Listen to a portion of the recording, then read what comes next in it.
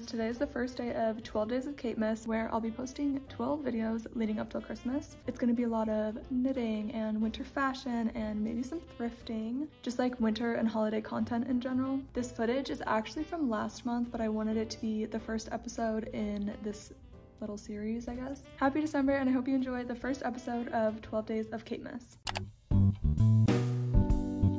One of my goals for 2023 is to host a knitting workshop slash group, and it is October, so we better get on it. I know a lot of you guys aren't local, so I wanted to take you guys along, and maybe it'll inspire you to start something like this in your area. This is my first one, so hopefully it goes well. I had a meeting with the owner of a cafe nearby, and she was so down to let me host there.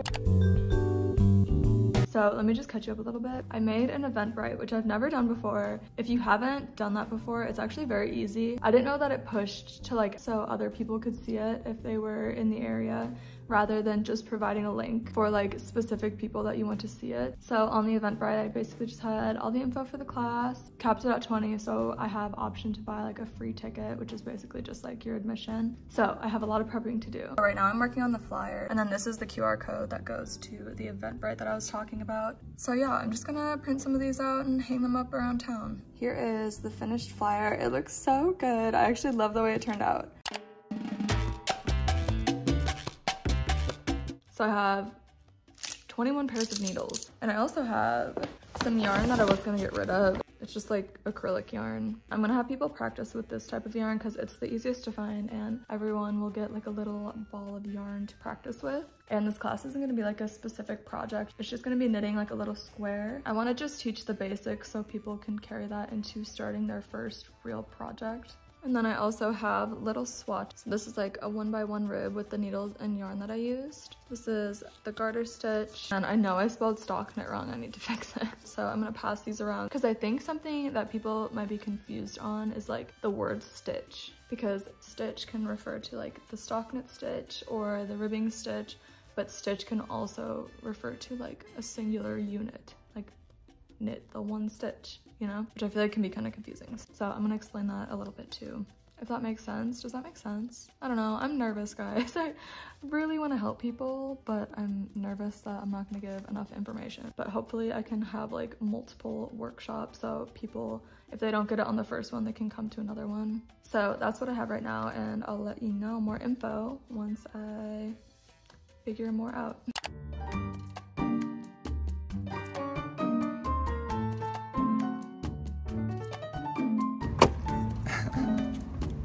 Use the bottom or something that's not rounded.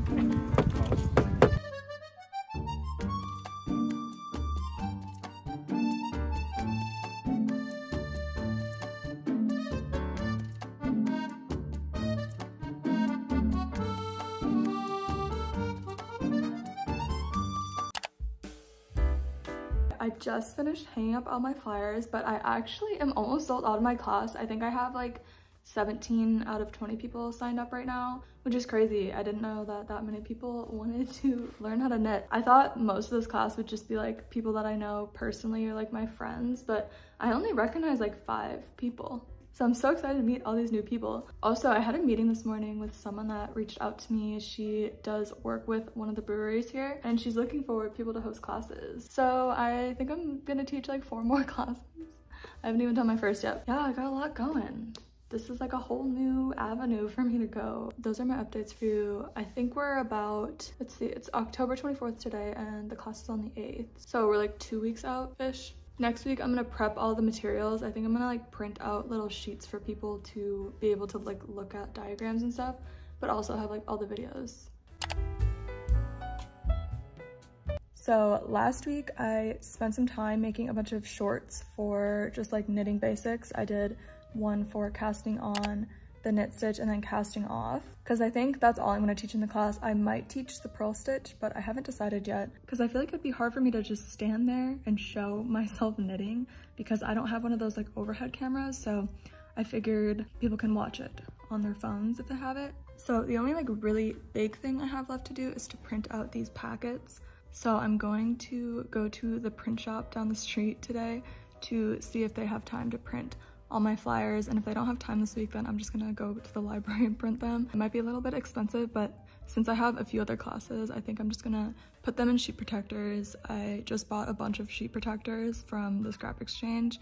So this is the pamphlet. I have my little title page. They had all this little clip art on Canva, and then I have my QR code. This will take them to a playlist with all of the short videos. This will be split in half, and it just has photos and instructions. But at the bottom of each of these pages has the QR code that takes you directly to that video. So I feel like this is a good method to teach that many people how to knit at once. We're gonna see how it goes.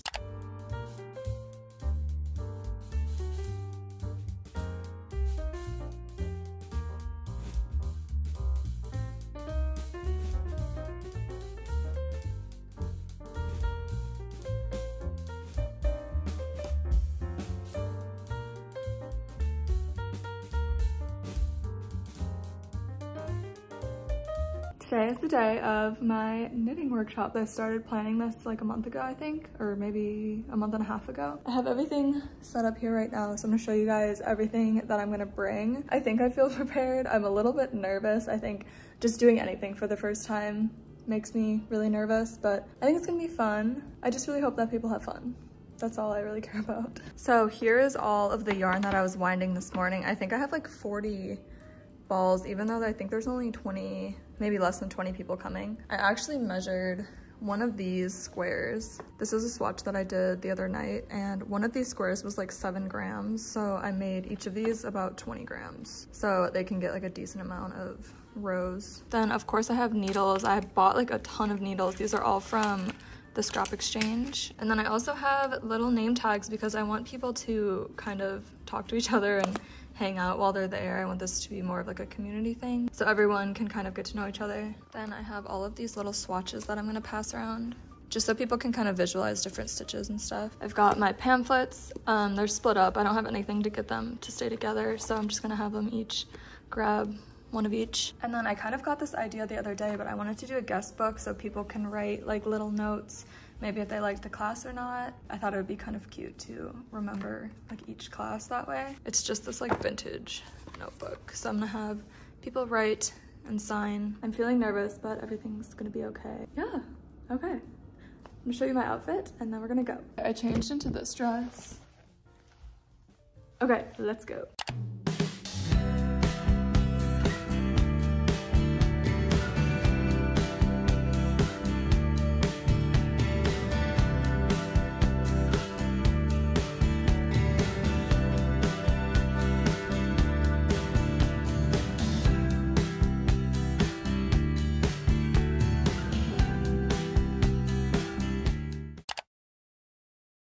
So it's actually a few weeks after the first workshop. I actually did another workshop yesterday. They were both very different workshops. Not because I changed the class or anything, but significantly less people showed up. One, it rained all day long. It's been getting dark so early, and it's a holiday week, so I was not expecting many people to come, and 4 people showed up. So yesterday was a lot more like small and intimate, I guess. And then the first one had like I think 12 or 13 people there. So I thought I could kind of like wrap up everything and give you guys ideas of like the bigger class versus the smaller class too. I just want to give enough information if you were trying to do something like this in your area. The way that I had the class structured is the beginning had like a 10-ish minute presentation where I just talked about the bare minimum little things you should know about knitting, like maybe if you were going to the yarn store for the first time, which yarn and needles to use, different types of fibers based on like sustainability and affordability, accessibility, stuff like that. I also had a list of local yarn stores for people to check out. Just a really short presentation. I kind of just wanted to have everyone like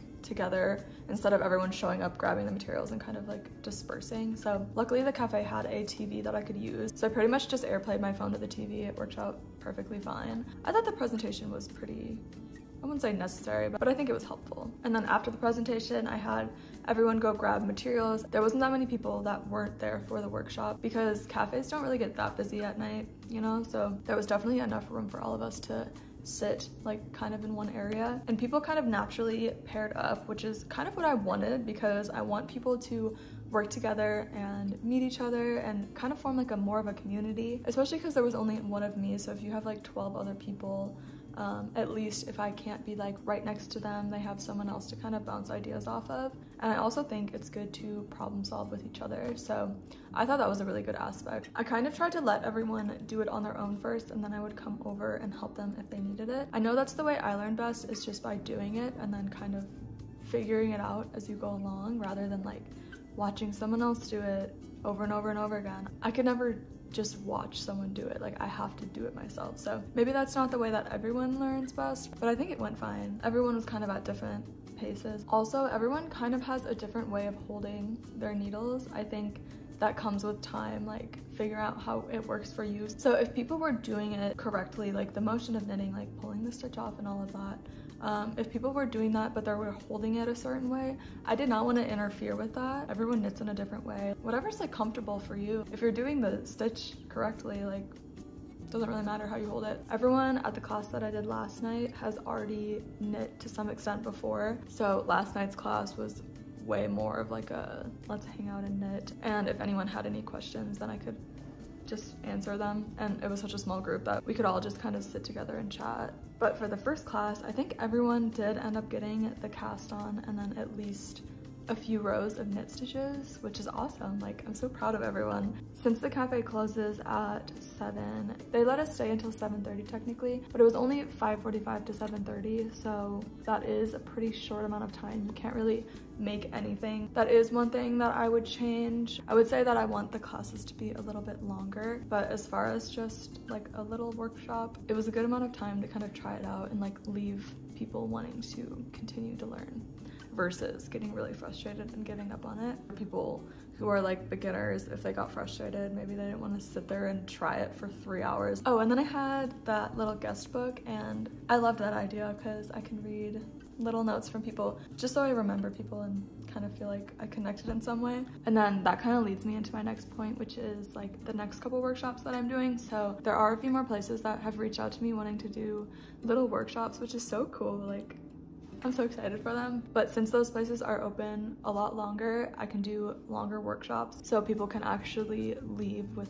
a specific item. I'm gonna have free community classes, and I'm gonna call them community classes because they're gonna be free with a suggested donation if you want to donate for time and materials. And the community class, since they're free, people can bring their own projects in and kind of just hang out. I had a few people do that, so those are shorter and you won't necessarily leave with a product. But then I'm also gonna have some paid classes that people can come and make an actual item, where the paid classes are gonna be like all people working on the same thing. But after these first two, I have a better idea on like how much I can teach and how to teach. I had a few people asking about a mailing list, so I made a mailing list through MailChimp. That way I can send people the schedule of the classes that I'm doing like in the upcoming weeks. Now I have the mailing list that will go out early, and then the Eventbrite, which is published to everyone in your area. I also hang up flyers, and then most likely the venue would offer to share it to their Instagram if they have reached out to you. I think that they would do that.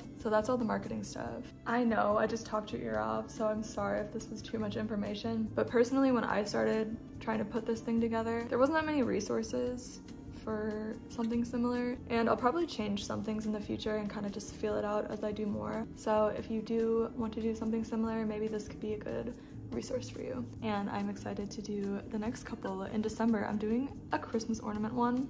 I'm so excited for it. It's cool that I can share like all my new experiences with you guys. So yeah, I really appreciate you guys. Thank you so much for watching. Make sure you subscribe if you like these kinds of videos, and I hope you have a great day, and I'll see you in the next video. Bye.